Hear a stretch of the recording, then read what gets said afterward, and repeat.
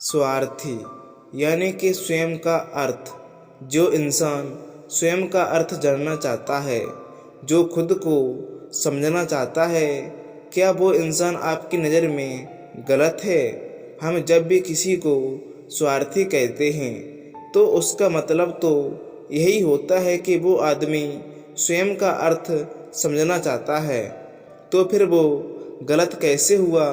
स्वार्थी शब्द दुनिया की नज़र में, समाज की नज़र में एक अलग ही नज़रिए से समझा जाता है।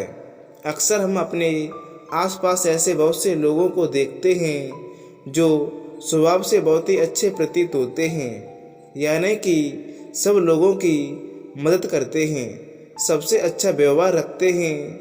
लेकिन इसके साथ हमने ये भी देखा होगा कि ऐसे लोग जो स्वभाव के अच्छे होते हैं, दूसरों की सहायता करते हैं, वो दुखी भी ज़्यादा रहते हैं। और जो लोग स्वार्थी होते हैं वो फलते फूलते चले जाते हैं। तो ऐसे में परमात्मा की सत्ता पर अंगुली उठाना निश्चित है। लेकिन अगर ये सत्य है कि तो हमें कौन सा मार्ग अपनाना चाहिए? क्या हम भी दूसरों के जैसे बन जाएं? पता नहीं आप में से कितने लोग ये मानते हैं कि अच्छे लोग जीवन में बहुत दुखी रहते हैं, लेकिन इसके पीछे का सत्य क्या है? अगर हम इसके पीछे का सत्य नहीं जानेंगे, नहीं पहचानेंगे, तो कहीं ना कहीं हमारा अब चित्र मन भी बुराई की तरफ झुक जाएगा। इसलिए अपने मन में ऐसे विचार परखने से पहले इस बात की पूरी सच्चाई, पूरा निष्कर्ष निकाल लें, ताकि भविष्य में आपको अपने अच्छे होने से पश्चाताप ना हो, दुख ना हो। आज़ाद की जो बुद्ध कथा मैं आपको सुनाने वाला हूँ, उसमें आपको 5 ऐसे तरीके पता चलेंगे जिसके माध्यम से अगर आप कर्म करते हैं तो आप अच्छे कर्म भी कर पाएंगे और दुखी भी नहीं होंगे। एक गांव में एक आनंद नाम का एक युवक रहता था। उसका भरा पूरा परिवार था। उसके 2 बच्चे थे, उसकी पत्नी थी, लेकिन उसके माता पिता इस दुनिया से चल बसे थे। इसलिए पूरे परिवार की जिम्मेदारी उसी के कंधे पर थी। बच्चे अपनी पढ़ाई करते थे और उसकी पत्नी अपने घर गृहस्थी के कामों के साथ गाय भैंस और बकरी इत्यादि का दूध बेचकर अपना घर चलाती थी। और आनंद पहाड़ में पत्थर तोड़ने का काम करता था। बहुत ही मेहनत भरा काम था। पूरे दिन काम करता तो रात को थक कर घर पर वापस लौटता है। लेकिन इतनी मेहनत करने के बाद भी अगर आनंद को गांव का कोई भी व्यक्ति मदद करने के लिए बुलाता है, आनंद कभी भी उससे मना नहीं करता था। उसके जीवन का एक ही सिद्धांत था, अगर मैं दूसरों की सहायता करूंगा तो परमात्मा मेरी भी सहायता करेगा, परमात्मा मेरे साथ कुछ बुरा नहीं होने देगा। आनंद अपने इस सिद्धांत का पालन बहुत ही अच्छी तरह से करता था। वह इस सिद्धांत पर इतना विश्वास करता था कि अगर कोई बाहर का आदमी उससे सहायता मांग ले तो वो अपने घर का काम भी अधूरा छोड़कर उस आदमी की सहायता करने के लिए पहुंच जाता था, जिसकी वजह से उसकी पत्नी बहुत परेशान रहती थी। वो अक्सर आनंद को समझाने की कोशिश करती थी कि सबसे पहले अपना काम करो, अपने परिवार को देखो, 2 बच्चे हैं हमारे और फिर भी तुम दूसरों के काम करने में लगे रहते हो। अरे अपने काम को तो संभालो, अपना घर संभाल नहीं रहा है, दूसरों की सहायता करने चले जाते हो। और जब ऐसी बातें आनंद के कानों में पड़ती हैं तो उसके हृदय में कांटा सा चुभने लगता है और उन दोनों में लड़ाई झगड़ा होना शुरू हो जाता है। अक्सर उनके लड़ाई झगड़ने का यही सबसे बड़ा कारण होता था। लेकिन ना तो आनंद अपने आप को बदल पाया और ना ही उसके पत्नी ने उसको समझाना कभी बंद किया। इसी वजह से आए दिन उनके घर में कलेश होता जा रहा था। जहाँ तक उस गांव वालों की बात थी तो वो आनंद के स्वभाव को जानते थे और वो जानबूझकर जो काम आसान भी होता था, जो उनके सामर्थ्य में होता था, उस काम के लिए भी आनंद को बुलाते थे ताकि उन्हें काम ताकि उन्हें कम मेहनत करनी पड़े। कहने का अर्थ ये है कि गांव वाले आनंद की इस शिष्टाचार का फ़ायदा उठाते थे, लाभ उठाते थे। सब कुछ पीछे से उसका मजाक उड़ाते थे, उसे बेवकूफ़ कहते थे। ऐसे ही समय भी तरह एक दिन आनंद की पत्नी बहुत ज़्यादा बीमार पड़ गई। आनंद से जो कुछ भी सेवा हो सकती थी उसने वो सब अपनी पत्नी के लिए किया। उसने गांव के वैद्य को बुलाकर अपनी पत्नी की जांच करवाई, लेकिन ये रोग उस वैद्य की पकड़ से बाहर था। इसलिए उस वैद्य ने कहा कि तुम अपनी पत्नी को नगर में जाकर किसी बड़े वैद्य को दिखाओ तो तुम्हारी पत्नी की जान बच सकती है। जल्द से जल्द नगर पहुंचने की व्यवस्था करो, नहीं तो तुम्हारी पत्नी ने प्राण संकट में हो जाएंगे। ये सुनकर आनंद के पैर तले जमीन फिसल गई। उसने ये नहीं सोचा था कि उसकी पत्नी के प्राण संकट में हैं। वो सोच रहा था कि कोई साधारण सा रोग होगा जिसका इलाज हो जाएगा। लेकिन जब उसने वैद्य की यह बात सुनी तो वो घबरा गया। अब पत्नी को नगर तक कैसे लेकर जाएं, क्योंकि उसके पास इतना धन नहीं था कि वो अपनी पत्नी के लिए एक घोड़ा गाड़ी करके उसमें अपनी पत्नी को लिटाकर नगर में ले जा सके। उसकी पत्नी की हालत बिल्कुल चलने की भी नहीं थी, इसलिए उसे नगर पहुंचाने के लिए किसी घोड़ा गाड़ी की ज़रूरत थी। संयोग से उसे के पड़ोसी धम्मू के पास एक घोड़ा गाड़ी थी। वो अक्सर व्यापार के लिए अपनी घोड़ा गाड़ी नगर में लेकर जाया करता था। इसलिए आनंद के मन में विचार आया कि मैं धम्मू की गाड़ी लेकर जा सकता हूँ। मैं धम्मू की इतनी मदद करता हूँ कि कभी उसके काम को नहीं टालता, तो वो मेरे काम को कभी नहीं टालेगा और मेरी बात मान लेगा। और यही सोचकर वो गाड़ी लेने के लिए धम्मू के पास पहुँचता है। लेकिन धम्मू बहुत ही चालाक इंसान था। वो बिना किराए के अपनी घोड़ा गाड़ी सगे संबंधियों के लिए भी नहीं ले जाता था। तो आनंद की तो दूर की बात रही, जब आनंद ने उसे घोड़ा गाड़ी के बारे में पूछा तो उसने ये कहकर उसका ये काम टाल दिया कि मेरे घोड़े बहुत ज़्यादा बीमार हैं, वो शायद बच भी नहीं मुश्किल पाएंगे। 5 दिनों से वो कुछ खा भी नहीं रहा है। तो ऐसे में बेचारा घोड़ा गाड़ी लेकर कहाँ नगर तक पहुँच पाएगा। हाँ, अगर तुम कुछ धन की व्यवस्था कर सकते हो तो मैं अपने एक पुत्र की घोड़ा गाड़ी तुम्हारे लिए मंगवा सकता हूँ। ये सुनकर आनंद परेशान और चिंतित हो गया, क्योंकि उसके पास धन तो था ही नहीं। इसका मतलब उसकी पत्नी बड़े नगर में वैद्य के पास इलाज के लिए पहुंची नहीं पाएगी। उलझन भरे हुए विचार के लिए जब आनंद वापस आ रहा था तो उसने एक दिन दलाने वाला दृश्य देखा। उसने देखा कि धम्मू के घोड़े जो जम्बू के अनुसार बीमार थे और कुछ खा भी नहीं रहे थे, वही घोड़े गांव का ही एक युवक उसकी बाड़ से खोलकर बाहर ले जा रहा था और गाड़ी में उसको जोत रहा था। ये देखकर पहले तो आनंद को कुछ समझ में नहीं आया। उसके बाद जब आनंद ने उस युवक से पूछा तो उसने बताया कि धम्मू ने घोड़ा गाड़ी उसे किराए पर दी है। यह सुनकर आनंद का दिल टूट गया। उसने कभी सपने में भी नहीं सोचा था कि उसका सबसे अच्छा मित्र धम्मू उसके साथ ऐसा व्यवहार करेगा। हालांकि ये इस बात पर दुखी होने का वक्त नहीं था, इसलिए आनंद वहाँ से जल्दी से लौट जाता है और गांव के ही एक सेठ के पास जाकर कुछ धन उधार लेकर धम्मू को देता है। धनु अपने मित्र की घोड़ा गाड़ी मंगवाता है, जिसके बाद वो अपनी पत्नी को वैद्य के पास नगर में ले जाता है। जब उसकी पत्नी का इलाज चल रहा था तो आनंद यही सोच रहा था कि एक दिन वो था कि धम्मू की बेटी बीमार हो गई थी और धम्मू यहाँ पर नहीं था, तो मैं पूरी रात वैद्य जी के पास उसके लिए बैठा रहा था, उसकी देख रेख की थी, उसकी सेवा की थी। इतने दिन तक धम्मू ने नहीं आया था, तब मैं ही उसके परिवार की देख रेख किया करता था। हाय कैसा दुर्भाग्य है ये, जिसके लिए मैंने इतना कुछ किया, उसने एक घोड़ा गाड़ी देने से मुझे मना कर दिया, और वो भी तब जब मेरी पत्नी जिंदगी और मौत के साथ खेल रही थी। कुछ देर बाद वैद्य बाहर आकर आनंद को एक बहुत ही बुरी खबर देता है। वो आनंद को बताता है कि उसकी पत्नी को कर्क रोग हो चुका है और इसका कोई भी इलाज नहीं है। उसके पास कुछ भी शेष नहीं बचा है। ये सुनकर आनंद दुखी होकर वही जमीन पर बैठ गया। उसकी पूरी दुनिया उजड़ने वाली थी और उसे कोई रास्ता नजर नहीं आ रहा था।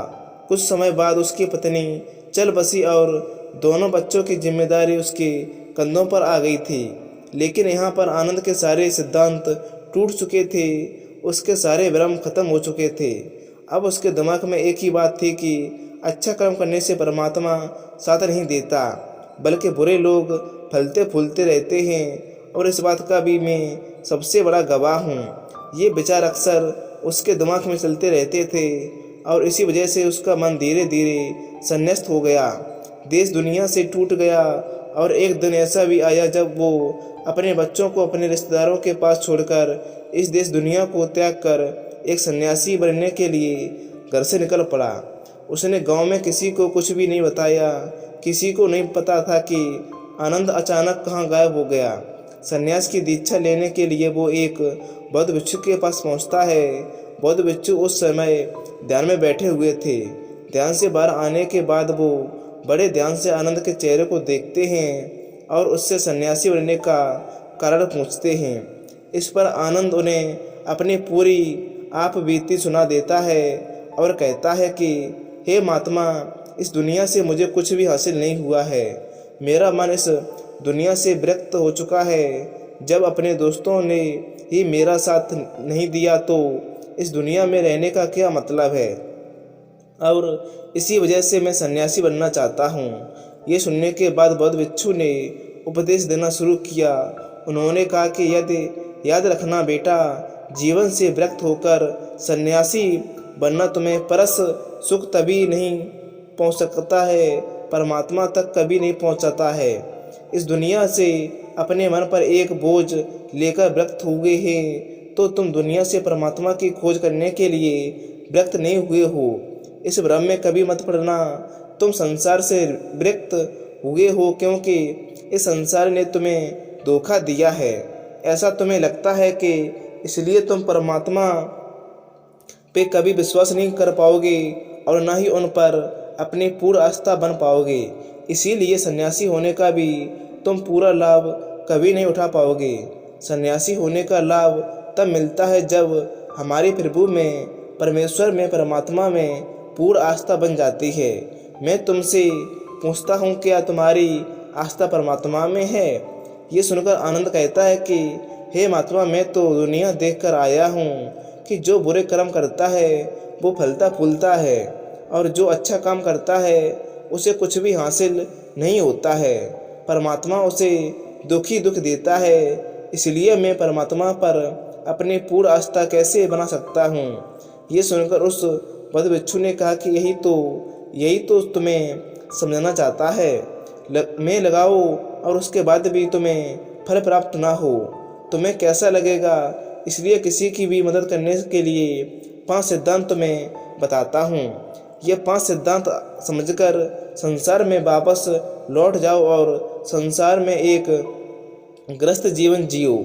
उसके बाद ही सन्यासी जीवन का उदय होता है। जब हम अपने ग्रस्त जीवन को पूर्ण रूप से समझ लेते हैं तो और अपनी जिम्मेदारियों को निर्वाह कर देते हैं।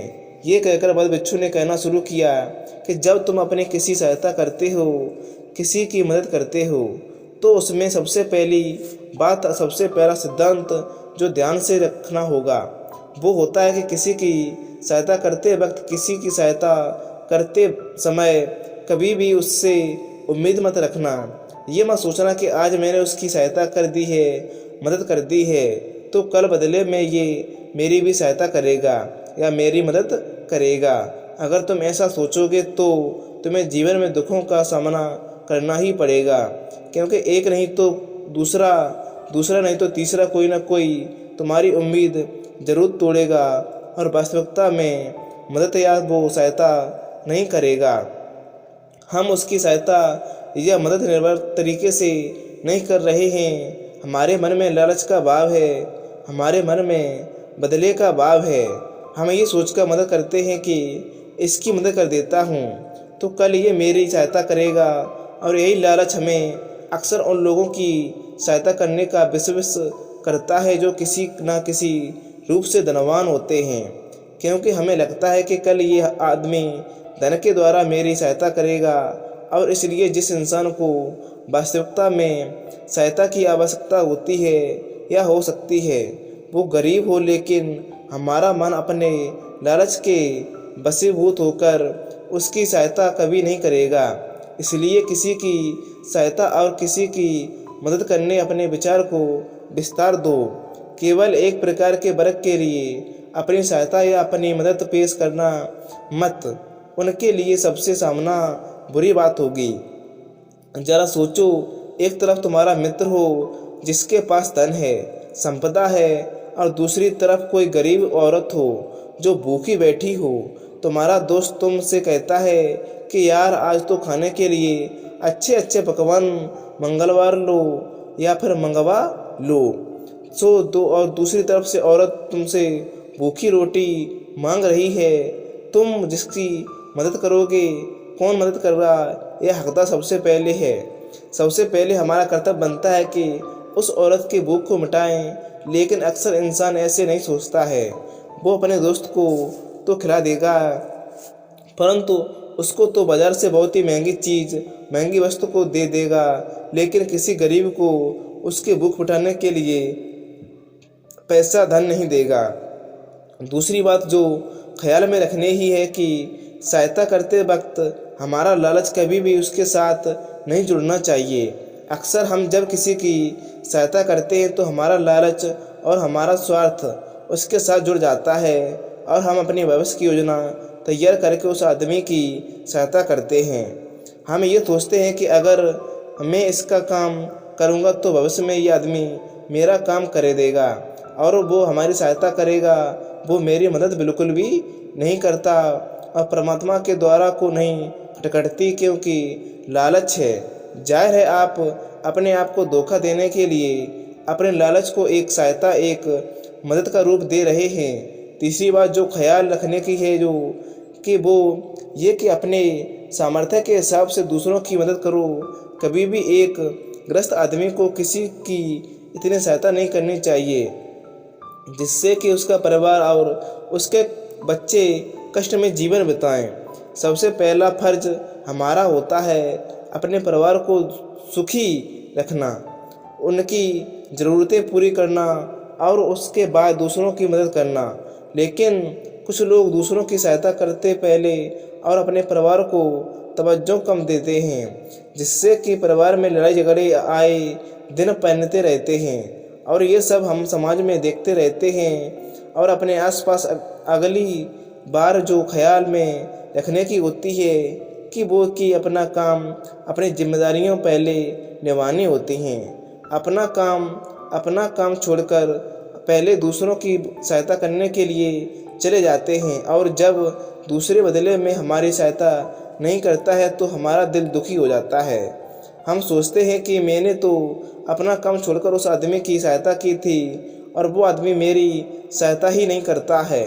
इसलिए अपना काम सर्वोपर, अपना कर्म सबसे ऊपर करो, क्योंकि वही काम करने के लिए इस दुनिया में हमारा जन्म हुआ है। और सबसे आखिर में जो बात समझने की है कि परमात्मा की मर्जी की ही सब कुछ होता है। हमारा कर्तव्य है अपने कर्म को करते जाना। करनी धरनी तो ऊपर वाले के हाथ में है, इसलिए जो कुछ भी होता है ऊपर वाले को पे छोड़ दो। अगर तुम्हें कोई धोखा भी देता है तो समझ लो कि चलो कि सब ऊपर वाले की करनी है। आप ये मान लें कि चलो कि मैं करता नहीं हूँ, मैं तो एक माध्यम हूँ। करने वाला तो वो है उसके सामने जिसकी मर्जी चली। जब ये आस्था, ये विश्वास हमारे मन में पनपने लगता है तो हमारी सारी शिकायतें दूर हो जाती हैं, क्योंकि इस दुनिया में जो भी होता है अच्छे के लिए होता है, जो भी होता है अच्छे के लिए हो रहा है, और जो भी होगा अच्छे के लिए ही होगा। चाहे हमारी बुद्धि आज वर्तमान में इस सिद्धांत को ना माने, लेकिन जीवन में कभी न कभी किसी न किसी मोड़ पर आपको ज़रूर ये एहसास होगा कि जो हुआ वो अच्छे के लिए हुआ। इसलिए हमारी शिकायतें दूर कर दो और बस अपना कार्य करते जाओ। अपने गृहस्थ जीवन को पूर्ण रूप से जियो और उसके बाद सन्यासी जीवन की नींव होती है। इसके बाद बौद्ध भिक्षु ने आनंद को कहा कि वापस अपने गांव लौट जाओ, अपनी बेटियों को वापस लेकर जाओ और उन्हें पालो पोसो, अपने बच्चों को वापस लेकर जाओ और दूसरी शादी कर लो, लेकिन बच्चों का पालन पोषण अच्छे तरीके से करो। ये सुनकर आनंद अपने बच्चों के साथ अपने गांव वापस लौट आता है। गांव में किसी को खबर नहीं थी कि आनंद कहाँ पर गया हुआ था और वो क्या ज्ञान लेकर वापस लौटा है। लेकिन अगले दिन सुबह गांव वालों ने आनंद के चेहरे पर एक अलग ही चमक नजर आई। तो दोस्तों, इस कहानी से क्या सीख मिलती है मुझे कि आनंद से कुछ ऐसी सीख मिलती है जो किसी भी व्यक्ति के प्रति अपना भाव ऐसा नहीं रखना चाहिए। सबसे पहले अपना काम करो, फिर दूसरे किसी का काम करो। तो दोस्तों, ये कहानी आपको कैसी लगी है? अगर ये कहानी आपको अच्छी लगी है तो वीडियो को लाइक और चैनल को सब्सक्राइब जरूर करें और ये वीडियो अपने दोस्तों तक जरूर शेयर करें। तो नमस्कार दोस्तों, मिलते हैं आपको नेक्स्ट वीडियो में। धन्यवाद एंड नमो बुद्धाय।